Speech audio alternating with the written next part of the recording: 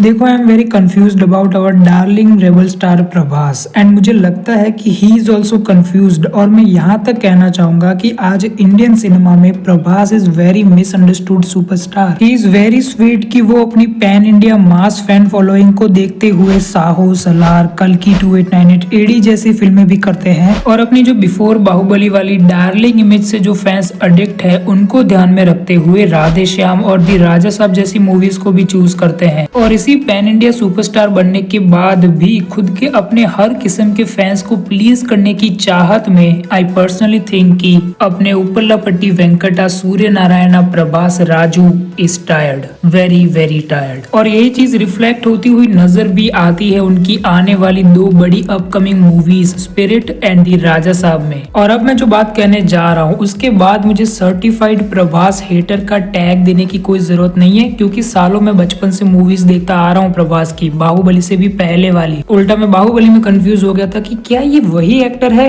Rebel वाला।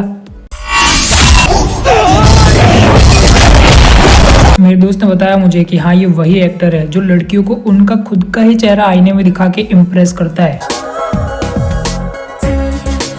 If you know you know. खैर अभी वापस टॉपिक पर आए तो मेरा कहना ये है कि अगर तुम प्रभास के सबसे बड़े फैन हो तो तुम में सच सुनने की ताकत भी होनी चाहिए, हिम्मत भी होनी चाहिए। क्या तुम्हें नहीं लग रहा कि दी राजा साहब का ये जो सॉन्ग है उसके अंदर प्रभास के चेहरे पर जो थकान और जो एज दिख रही है उसको छुपाने के लिए डिजिटल डी एजिंग का काफी गंदा यूज हुआ है। एंड स्पिरिट की पोस्टर में भी तुम्हें थोड़ा बहुत ऐसा अजीब नहीं लग रहा है कि पहला मूवी का पोस्टर आया है और जो मेन एक्टर है उनका चेहरा ही नहीं दिखाया जा रहा हमें। अब आई होप कि तुम ये तो समझते ही होगे कि किसी भी मूवी के अंदर उस मूवी का जो ओवरऑल फील है उसको बरकरार रखने के लिए उसमें एक्ट करने वाले मेन एक्टर का बॉडी पोस्चर भी उतना ही मैटर करता है जितने की उनके फेशियल एक्सप्रेशंस। दी राजा साहब का जितना भी माल मटेरियल निकल कर आया है ना उसके अंदर प्रभास जो अपने फेशियल एक्सप्रेशंस के साथ कर रहे हैं that is good, very very good. पर उनका जो बॉडी पोस्चर है वो उनके फेशियल एक्सप्रेशन से इतने फंकी फेशियल एक्सप्रेशन से मैच नहीं कर रहा है। अगर सीधी भाषा में बोलूं तो प्रभास की बॉडी उनका साथ नहीं दे रही है। और नहीं नहीं नहीं नहीं, इससे मेरा बिल्कुल भी ये मतलब नहीं है कि प्रभास इज अनफिट। उल्टा वो तो अपनी कुछ पिछली मूवीज से ज्यादा ही फिट लग रहे हैं इस मूवी के अंदर। Of course because of Spirit Sandeep Reddy Vanga उन्हें एक स्पेशल फिजिकल फॉर्म में प्रेजेंट करना चाहते हैं स्पिरिट में। That's why is physically fit in the Raja Saab, but that's not my point my brother. मेरा पॉइंट ये है कि जो डार्लिंग वाली परफॉर्मेंस प्रभास डिलीवर करना चाहते हैं दी राजा साहब के थ्रू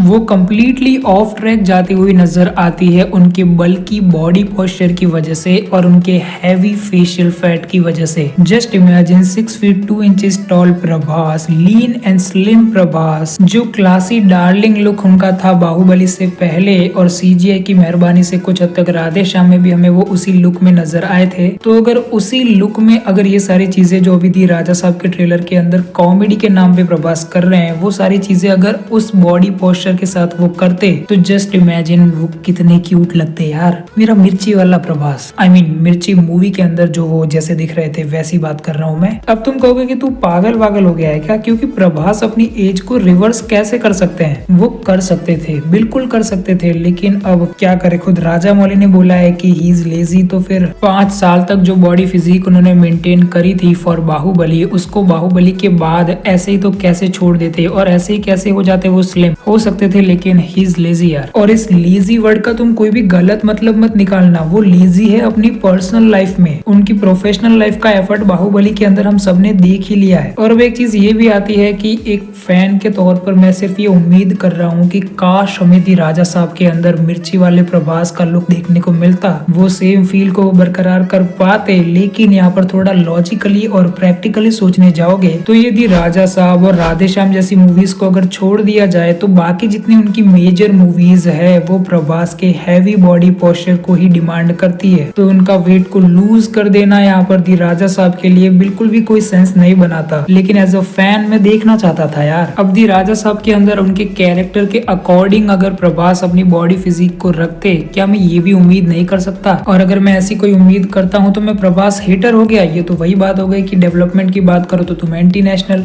इस सज्जन को क्या तकलीफ है भाई?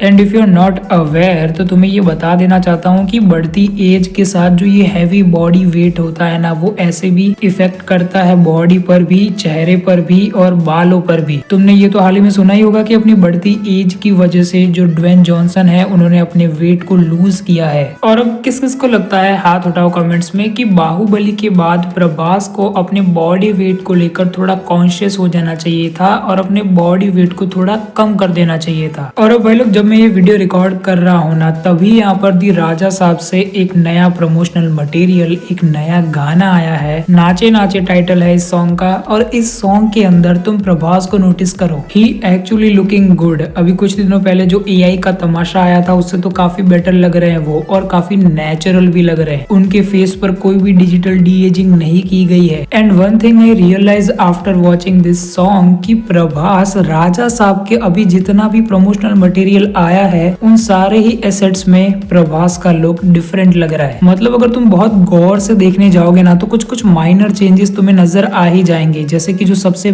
पहला वाला टीजर आया था उसके अंदर प्रभास थोड़े डिफरेंट लग रहे हैं, और अभी ये जो ट्रेलर्स आए हैं उसके अंदर प्रभास थोड़े डिफरेंट लग रहे हैं। और ये सॉन्ग की तो क्या ही बात करें, और अभी ये जो सॉन्ग आया है उसके अंदर वो काफी अच्छे लग रहे हैं। तो अभी तक भी इसका रीजन अगर तुम्हें समझ में नहीं आया ना, तो उसका रीजन है स्पिरिट को लेकर जो फिजिक प्रॉमिस करी है ना संदीप रेड्डी वांगा से प्रभास ने, उसी के ट्रांसफॉर्मेशन के दौरान ही उन्होंने इस दी राजा साहब मूवी की शूटिंग करी है। मतलब सीरियसली मिस्टर मारुति की मूवीज के अंदर जो इनकंसिस्टेंसी हमें देखने को मिलती है ना कहानियों के अंदर, वो दी राजा साहब में हमें देखने को मिलेगी ही। लेकिन यहाँ पर साथ ही साथ में प्रभास का जो लुक है उसके अंदर भी काफी इनकंसिस्टेंसी हमें दिख सकती है क्या, दिखेगी ही। और यही फर्क है दी राजा साहब और स्पिरिट के अंदर जो Prabhas, pan India superstar Prabhas का जो प्रेजेंटेशन है उसके विजन में, डायरेक्टर के विजन में। जहां एक तरफ दी राजा साहब के अंदर मारुति सिर्फ यहाँ पर प्रभास के जो डार्लिंग रूप को, डार्लिंग अवतार को पसंद करने वाले फैंस है उनके नॉस्टैल्जिया पर खेलना चाहते हैं। एंड मारुति का विजन दी राजा साहब को लेकर बिल्कुल भी क्लियर नहीं है। ये इसी बात से समझ सकते हो कि जो 1 साल पहले इसका टीजर आया था उसके अंदर राजा साहब को हॉरर रोमांटिक कॉमेडी कहकर कोट किया जा रहा था, और अभी जो ट्रेलर्स निकल कर आ रहे हैं उसके अंदर इंडियाज बिगेस्ट हॉरर कॉमेडी और India's biggest horror fantasy comedy. तो ये अलग अलग टाइटल से हमें ये बता देते हैं कि मारुति का विजन बिल्कुल भी क्लियर नहीं है दी राजा साहब को लेकर। और वहीं दूसरी तरफ है संदीप रेड्डी वांगा, जिनका कि स्पिरिट को लेकर प्रभास को कैसे प्रेजेंट करना है मूवी के अंदर उसका विजन शुरू से ही क्लियर है। इसीलिए तो उन्होंने यहाँ पर एक फिजिक बनाने को बोला प्रभास को शुरू से ही। और जब डायरेक्टर का विजन क्लियर होता है ना किसी एक्टर के प्रेजेंटेशन को लेकर उसकी मूवी के अंदर, तभी वो ऐसे स्टेटमेंट्स देता है। He has a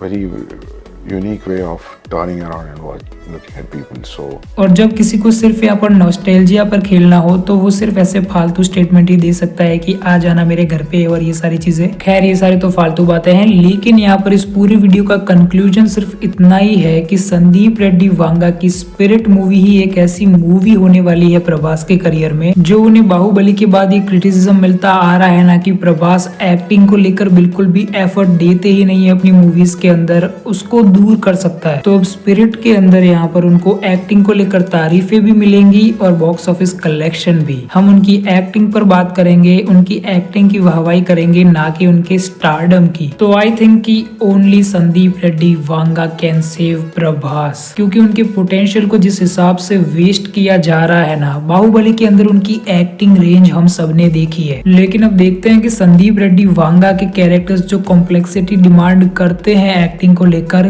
क्या प्रभास उसको डिलीवर कर पाते हैं। लेट्स सी, वो तो स्पिरिट आने के बाद ही पता चलेगा। तब तक राजा साहब देखो और मजे करो, और क्या। ओके, अब ये वीडियो पसंद आए तो इस वीडियो को लाइक और चैनल को सब्सक्राइब कर देना। मिलते हैं नेक्स्ट वीडियो में, बाय।